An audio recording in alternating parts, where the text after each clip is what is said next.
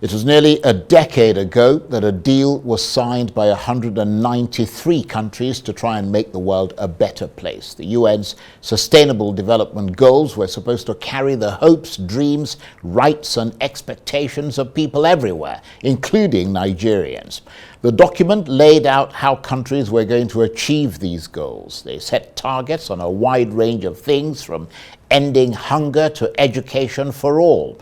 Nigeria committed itself to these goals, but it's now emerged that in the last decade, this country has failed to achieve any one of those SDGs, and by some accounts has experienced retrogression and stagnation for every dollar and naira spent. In fact, according to the UN, Nigeria's funding gap to meet the SDGs now stands at $10 billion annually. So what are the factors that have contributed to this poor progress so far? Well, according to the Lagos Business School, one of the key reasons is the poor skills, corruption, and incoherence in the Nigerian civil service, through which government policies and sustainable development goals are implemented. So the school is convening a special dialogue on the need to urgently reform Nigeria's public sector. Well, for more on this, I'm joined now in the studio by the Director of the Public Sector Initiative at the Lagos Business School, Dr. Franklin Ngwu, who's also an Associate Professor in Strategy, Corporate Governance and Risk Management. Thank you very much indeed for coming in. It's been a long day for you, because you were actually here for the NESG Summit, and that summit finished today. Just very briefly summarize how it ended. It ended well. We had so many sessions, and at the end of the day, of course, you know, this is the 29th summit, and this means that we've been having this summit for the past 28, 29 years. And at the end of every summit, there is a good report which the NESG prepares and sends to the government. So we are hoping and believing and praying that this time that the government will look into that report and implement properly the recommendations. And what is the substance of your recommendation in a nutshell? In a nutshell is, even if you look at the reports of the previous summits, I mean, so you can see the state of the economy now, in terms of poverty, in terms of unemployment, in terms of inflation, in terms of foreign exchange. So all these key factors that are more or less making Nigeria to look so terrible are addressed in those in previous reports. So even in these reports now, there are issues of how do we deal with the foreign exchange, how do we jumpstart the productivity of the nation, how do we deal with the issue of unemployment, how do we deal with the issue of youths, how do we deal with the issue of inclusion. So all those will be contained in the report. Right. So what is now required is for the government to diligently look at the reports and see what they can do in terms of moving Nigeria forward, because as you know, we're in a very terrible state. But that's all you can do. I mean, you've got all the experts in one room. They make the recommendations, and you have to hope that the political will is there to take it forward. But the issue of political will also comes in when we talk about the Sustainable Development Goals. Is there any other way to describe the current state of the SDGs in Nigeria than as a failure? I think it's pathetic, because the report is not actual. It was released during the United Nations General Assembly, and he's saying is that it's not even that we are meeting any of them. He's saying that we are not meeting any of the conditions necessary for meeting any of the 17 Sustainable Development Goals. So when you say we failed in any of them, it means that we are even not close to meeting any of the conditions. So it means that it's pathetic. So I think it just glaringly shows that we are not getting things properly. And even if you look at world governance indicators, like rule of law, government effectiveness, regulatory quality, voice and accountability, in all these indicators, Nigeria is performing very badly. And if you keep mentioning other indicators of good governance, of development, of social inclusion, of sustainable development goals, of ESG, of sustainability, in all these variables, we are nowhere. So which indicates a colossal failure in governance. What if the government were to argue that there were things like the COVID pandemic, which brought the whole world to a halt for almost 2 years, and the effects of global warming, the war in Ukraine, etc. I mean, surely these have further pushed the SDGs off track in Nigeria, or were these in your assessment, already stalled before those things happened? You know, the question you asked me, Charles, is like a student who failed in the exam. And when he returned home, the dad asked him, how did you perform? He now started naming other students that failed. And when the father asked him, what of your own? He now said, Dad, if other students failed, what do you expect me to do? We had COVID. Other countries had COVID. But of course, you know, even before COVID, we've also been experiencing these challenges.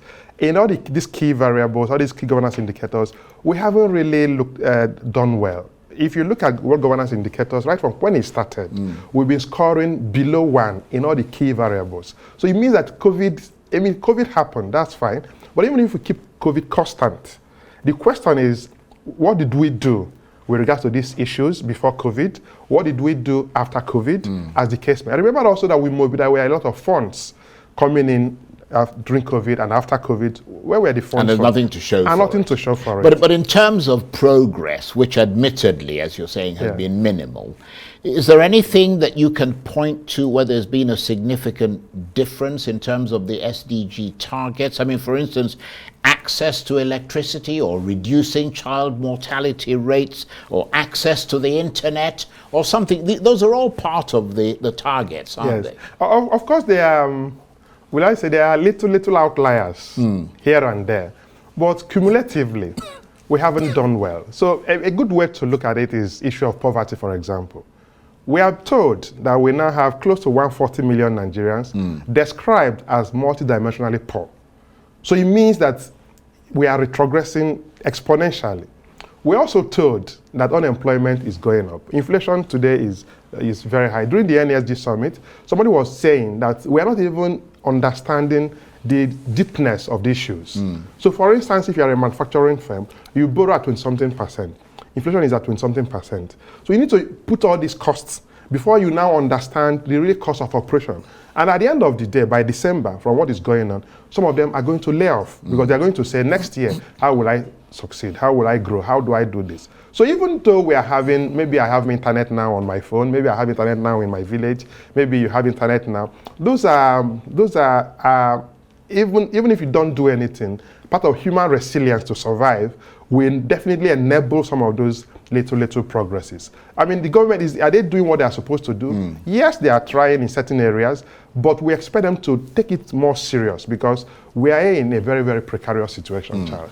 But isn't there a problem with those UN development goals in the sense that there are just too many proposals essentially promising everything to everyone everywhere? I mean, that doesn't sound like prioritizing, does it? Which is what governments do. I mean, it's essentially, you know, more like saying that this would be a wonderful world of lollipops and sugar, but it's not reality, because instead of saying 8 goals and 18 targets, they're saying 17 goals and 169 targets. Okay, well, of course, you know, Charles, that the 17 development goals, they didn't prepare it only for Nigeria. They prepared it for the whole global economy. But obviously you have to look at the world from where you're standing, exactly. not from where someone else is standing. What is important is that if there are 17 factors, what you can do is to say, okay, I'm going to prioritize and say, we're going to focus on hunger, poverty, women inclusion, this.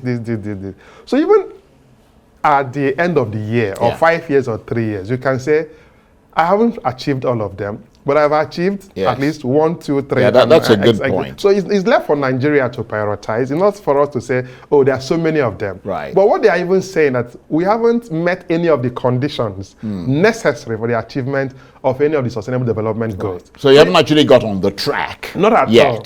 So if, for instance, now we've said, oh, in the last 8 years, poverty has reduced, we can clap and say we are we haven't achieved it, but you can see that we are reducing poverty. You can see what India has done. You can see what Bangladesh is doing, what other developing and emerging economies are doing. So that's what we are saying. In our unemployment, you can say, okay, it has gone down.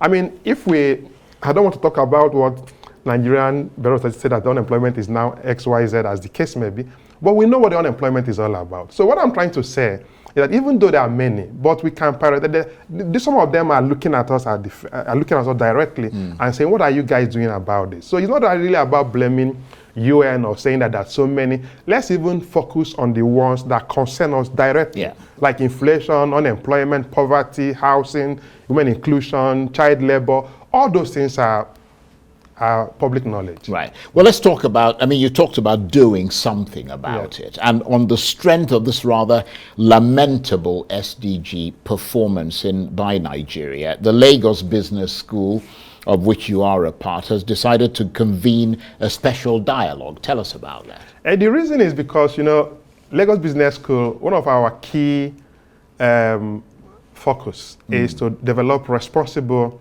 leaders in Nigeria and Africa. And many people are telling us what we've done in the private sector, while commendable, we need to do more, but in the public sector, it's now time for us to also to engage, because for Nigeria to grow, for Nigeria to move forward, for Nigeria, there has to be proper public-private partnership to develop, to drive the country. So what we are doing is, because looking at this report, what they are saying as one of the reasons why Nigeria has not been able to do this is because the public sector lack the necessary skill, they don't have the necessary tools, there is corruption, and there is inconsistency and lack of coordination. So a lot of focus on the civil service. On the public service, because at the end of the day, no matter what you plan, no matter what you do, the execution, the implementation, you rely on the public service. That's why they say ministers will come, they will go, but the civil service remains. So they are the key engine for execution of government policies. So we believe in Lagos Business School that given our interventions in the private sector, in terms of the way we've engaged with the private sector, which we are seeing the results in terms of improvement, some of the things that they are doing, we believe that if we make this intervention in line with our commitment to make Nigeria a better place, that this is the right thing to do. So we believe that if we convene this dialogue, we can now start using to bring out the issues necessary for the government to consider. But we're also launching a public sector leadership program, which we're going to be targeting on directors, assistant directors, CEOs of parastatals, to look at critical issues in terms of planning, execution, negotiation in public interest, accounting, budgeting, all those critical issues that will enable us to start executing government policies properly. So what's actually going to be happening at that dialogue? Because I've looked at we had it up on the screen just a minute ago. I mean, I've seen President Obasanjo there. I've seen Bishop Matthew Kuka, who were just here talking to us. I've seen former Governor El Rufai there, and a few of the Frank Mweke Jr. and so on. And George Akume and all the rest of them, they're all sort of pretty prominent Nigerians. What are they? What is? I mean, beyond being just another talking shop where everyone is going to get up and deliver a speech. I mean, what are they? What are you actually going to do with it? No, if you look at the selection that we have there, you can see that these are people that have more or less done something positive in what we're trying to do. So at the end of the day, there's going to be a policy paper that is going to come out from this dialogue, which we're going to disseminate and share across not only to the public sector, but also to the private sector, because this discussion is about how do we engineer a more robust discussion and with regards to these issues. So we believe that at the end of the day, this policy paper will be shared to the government and say, this is what we are saying in terms of do this, do this, do this, do this, in terms of reforming. Because if you look at what is going on now, in the 8-point agenda of the government, we have poverty reduction, you have food security, you have economic growth, you have job creation. All these are relating to how do we implement government policies. So we believe that through this dialogue, we'll be looking at these issues critically and pointing out 1, 2, 3, 4 points that we expect government to do, and when they do it, we believe that we'll see results. And I think it's particularly instructive that you're focusing on the civil service, because as you said, it is through them that government policies are implemented. Exactly. And it is riven by, from what your research, poor skills, corruption, incoherent implementation, to use your language, incoherent implementation of policies. So when you put that in context for us with regard to Nigeria's key socio-economic and development variables, it becomes very clear that there's got to be reform. Exactly. And that's what we are saying, that if we want to move forward as a country, and no matter what you do, you need the public service, the civil service, to really understand where you're coming from. It's like when you do in private sector, we normally help organizations to do their 5-year strategy plan. But when you finish, who implements it? It's the employees who will now. So what we are trying to do is that with this launching, with this dialogue, we are now going to have a public sector leadership program, which we expect to see some directors who implement this, so that we can actually start drilling down some of the things that they are supposed to do to make sure that Nigeria moves out from being poverty capital of the world, increase on employment, reduce inflation, improve foreign exchange, increase productivity. So we believe that Nigeria needs to, we have the potential to achieve what we are. Very important. So just briefly before we go, when is this dialogue taking place? This dialogue is on Thursday, 2nd of November. Right. And it's from 10 a.m. to 4 p.m. And where, is it in Lagos? Is in Lagos, of course. Okay. And there are so many other people. But you are the Lagos business school. Yes, we are Lagos, so we couldn't come to Abuja to do it. And there are many other people who are coming for this dialogue, who have actually indicated interest to come, because everybody understands the seriousness and of the issue. Well, we appreciate what you're doing, because it is for the benefit of the country, in the final analysis. Dr. Franklin Ngwu is the director of the Public Sector Initiative at the Lagos Business School. He's also an associate professor in strategy, corporate governance, and risk management. Thank you very much indeed. Thank you for having me. Thank you. That's it for this edition of Arise Prime Time. Join us again tomorrow from me and the entire team here in Abuja. Bye-bye, and thank you for watching.